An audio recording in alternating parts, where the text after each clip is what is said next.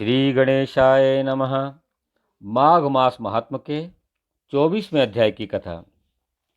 महर्षि लोमस बोले कि हे द्विजोत्तम, उस समय यमपुरी में उस राजा को दुख जो भय प्राप्त भया, सो आप उसको सुनिए।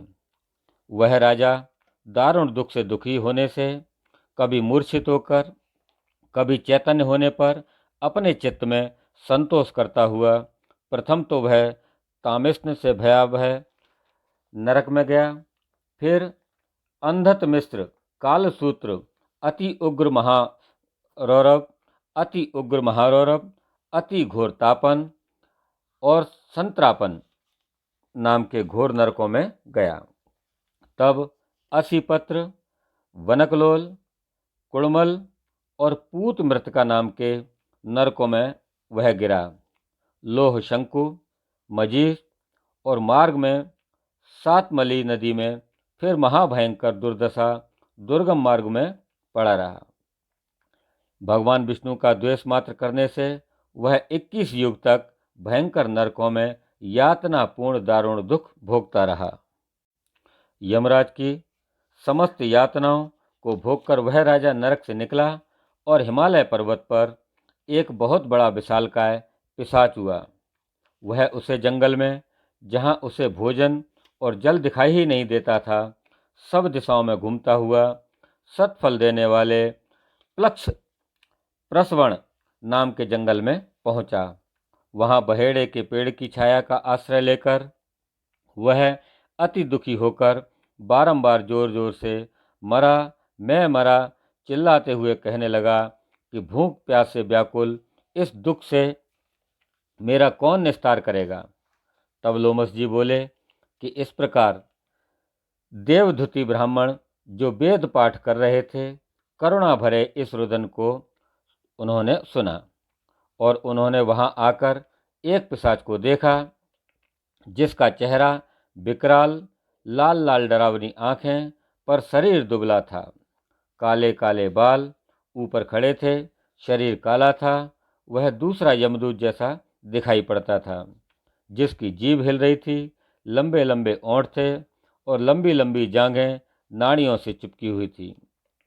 लंबे लंबे पैर, सूखा चेहरा, धसी हुई आंख तथा सूखी ठटरी वाले उस पिशाच को देखकर आश्चर्य में आकर वेद पाठी मुनि ने पूछा कि ऐसी डरावनी आकृति वाले तुम कौन हो और ऐसी करुणा से क्यों रो रहे हो? तुम्हारी ऐसी अवस्था कैसे हुई? मैं तुम्हारा क्या उपकार कर सकता हूँ? यहाँ मेरे आश्रम में आ जाने पर प्राणी दुखी नहीं रहते, बल्कि आनंद ही आनंद करते हैं। अतः हे भद्र, तुम जल्दी से कहो कि तुम्हारे इस दुख का क्या कारण है। इस प्रीति युक्त सा वाक्य को सुनकर पिशाच ने रोना बंद कर दीनतापूर्वक कहा कि हे द्विजनाथ, मुझे किसी बड़े पुण्य से आपके दर्शन हुए हैं। वह पहले अपने जन्म के वृतांत को कहने लगा। प्रेत बोला कि विष्णु भगवान से द्वेष करने के कारण मेरी ऐसी दशा हुई है। हे ब्राह्मण, जिस हरि का नाम प्राण निकलते समय लेने से मनुष्य विष्णु पद को प्राप्त होता है, हे द्विज, उस भगवान से जो प्राणियों की अंतरात्मा तथा उनका पालन करता है, तीनों लोकों में धर्म और पुण्य को देने वाला है। जिसकी ब्राह्मण लोग तप द्वारा प्रार्थना करते हैं, ब्रह्मा आदि सब देवता सनकादिक तथा योगी जन जिनको मुक्ति के लिए पूजते हैं, जो आदि, मध्य और अंत रहित विश्व का विधाता है, सनातन है, अनादि है, उसी से मैंने बैर किया। जो मेरे पहले जन्म के पुण्य थे, सब विष्णु द्वेष रूपी अग्नि में जलकर भस्म हो गए। यदि किसी प्रकार मेरे इस पाप का अंत हो जाए, तो इससे मुक्त होकर मैं शिवाय नारायण के अन्य किसी देवता का पूजन नहीं करूंगा। विष्णु भगवान का द्वेष करके मैंने नरक में कठिन से कठिन दुख बहुत काल तक भोगे हैं और नरक से निकलकर मैं पिशाच योनि में आया हूँ।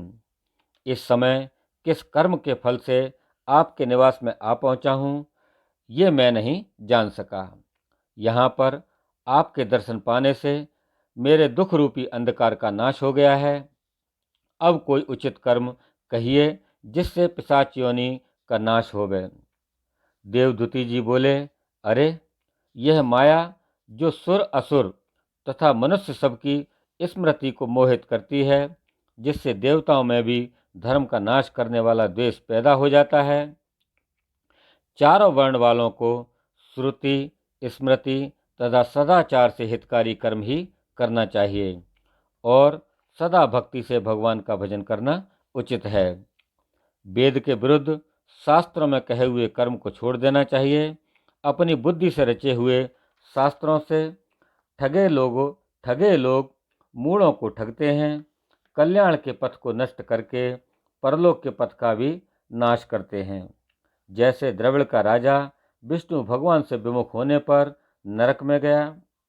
ऋषि लोमस जी बोले कि ऐसा कहने पर मुनि ने पिशाच को सुमार्ग पर चलने के लिए वचन कहे। हे भद्र, माघ मास का ध्यान धारण करके तुम प्रयाग में जाकर स्नान करो। वहां पर तुम पूर्व जन्म के पापों से छुटकारा पाकर पिशाच योनि से निसंदेह ही मुक्त हो जाओगे और वहां पर स्नान, तप, दान करने से स्वर्ग मिलता है। यह सनातनी श्रुति है। इससे बढ़कर दूसरा कोई प्रायश्चित एवं उपाय नहीं है। संसार में यह स्वर्ग तथा मोक्ष का खुला हुआ द्वार है, जिसके जल के एक कण का स्पर्श करने से केरल देश का ब्राह्मण मुक्त हो गया था। ऋषि का ऐसा वचन सुनकर पिशाच के मन में बड़ी शांति उत्पन्न हुई, मानो दुखों से वह छूट गया हो। बोलिए श्री विष्णु भगवान की जय। तो दोस्तों, यह थी माघ मास महात्म के 24वें अध्याय की कथा। आपको कैसी लगी हमारी यह कथा? आप हमें कमेंट बॉक्स में जाकर अवश्य लिखें। साथ ही हमारे इस वीडियो को लाइक करें, शेयर करें और हमारे चैनल को सब्सक्राइब अवश्य करें। धन्यवाद। जय श्री कृष्ण।